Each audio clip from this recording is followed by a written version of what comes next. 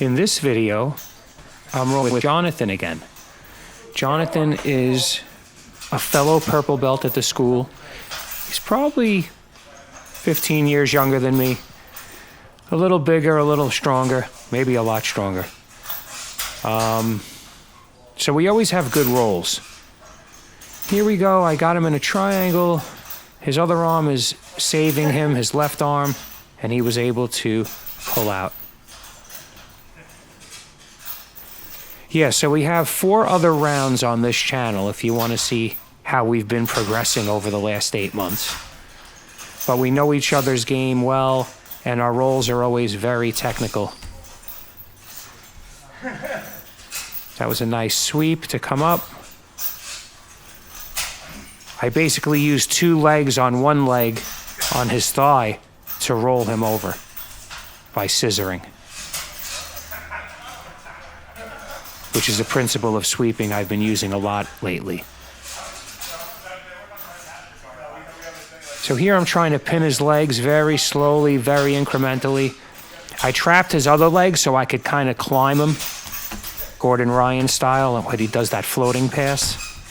But it's all experimental for me for the most part. I mean, I have some idea of what's going to happen. I have some sense of balance in that position, but obviously nothing like him.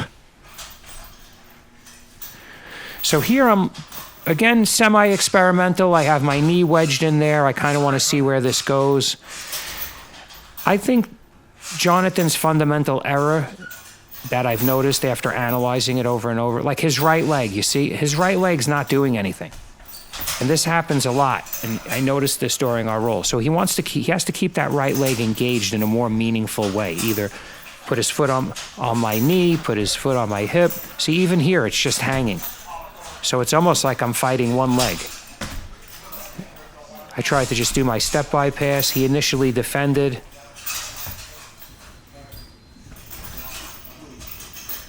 And now again, he's got a leg hooking. He's trying to play a knee shield. But once it gets to this position where he's starting to become too curled up, it starts to become ineffective. And the reason why that's happening is he's letting me grab the back of his head. So if I could grab your head, then I can compact the knee shield.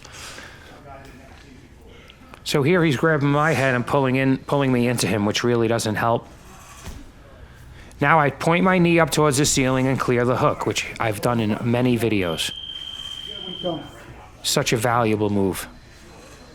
It probably took me 10 years to figure it out. Not that I figured it out, I'm sure somebody taught me, but I haven't been doing it until recently.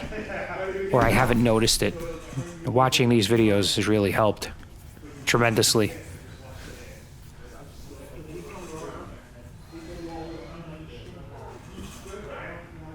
So now we're resetting. Also, I know that he's not going to hurt me, you know, so we can go hard when we need to, but we're really just trying to use technique, framing, timing, positioning, leverage. There he tried to come up for a Kimura. I looked for an ankle-style takedown. I was able to push him onto his back, and we're back into this knee position. I'm trying to get my hips over his left knee, his right knee. So if I can get my hips over his right knee, now I stapled his knee, and he used that to come up. So it's not my ideal situation, because he's escaping. Even though I was able to keep him on his back, it becomes more of a shootout.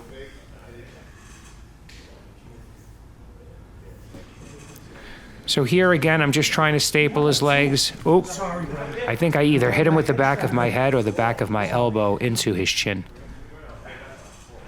And my theory on that, or my motto on that, is just keep going. Unless you need stitches, just keep going, even if you're dazed.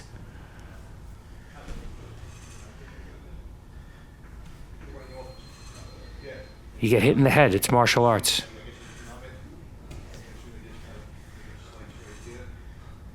So here is a very funny position. I'm trying to knee slide, but I know I shouldn't be here, but I have to keep his left arm from getting behind me. So as soon as he freed it and got out of that arm drag, I knew I had to square back up because he would have been on my back.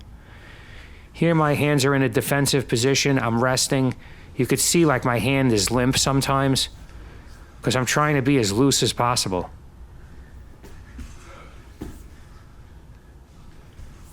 When you're loose, you're harder to manipulate. If you're static and stiff, people can climb you and manipulate you better. Here I'm dropping for the ankle lock. He didn't respect it. There he almost tapped. And here I was able to hip in better and get the tap. He asked me here what maybe he could have done different, and I said, just respect it. Once you feel that setup coming, you got to get out of there. These last-minute escapes from different positions, it's not that you shouldn't know them, but I feel like they're the least important.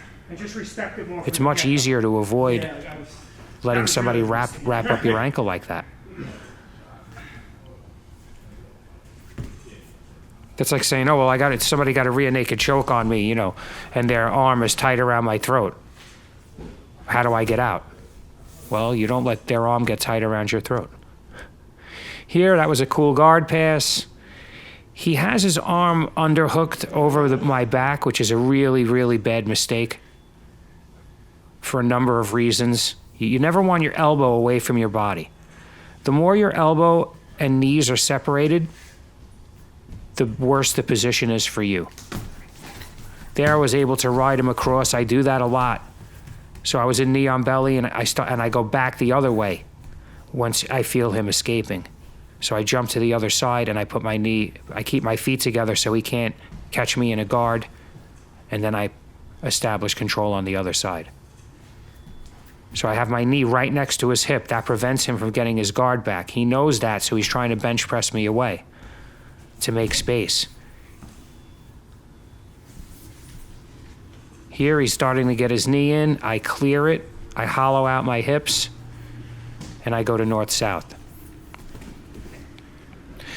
This position right here is one of my favorites. Just like it's a knee on belly, but I'm not crushing him. It's more of a containing knee on belly. But I'm only containing him moving against me. He can move away.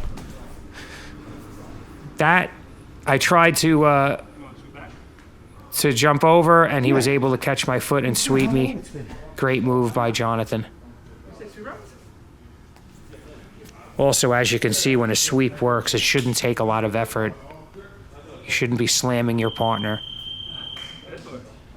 You should be able to roll him over and cradle him like a baby. But anyway, that ends the round.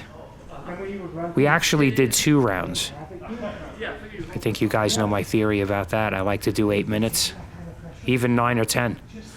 With the same person to get to know their game. So here we're having a typical post-roll banter.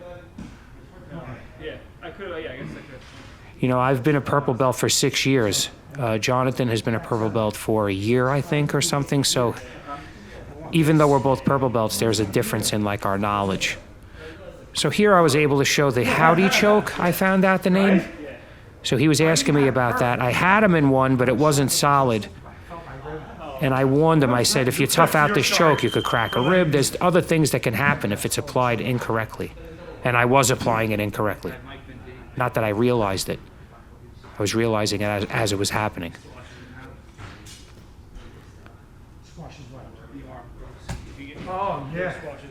So, always great to have a post-roll technique discussion, because that's when it's fresh in your mind, whatever just happened, and you can address it.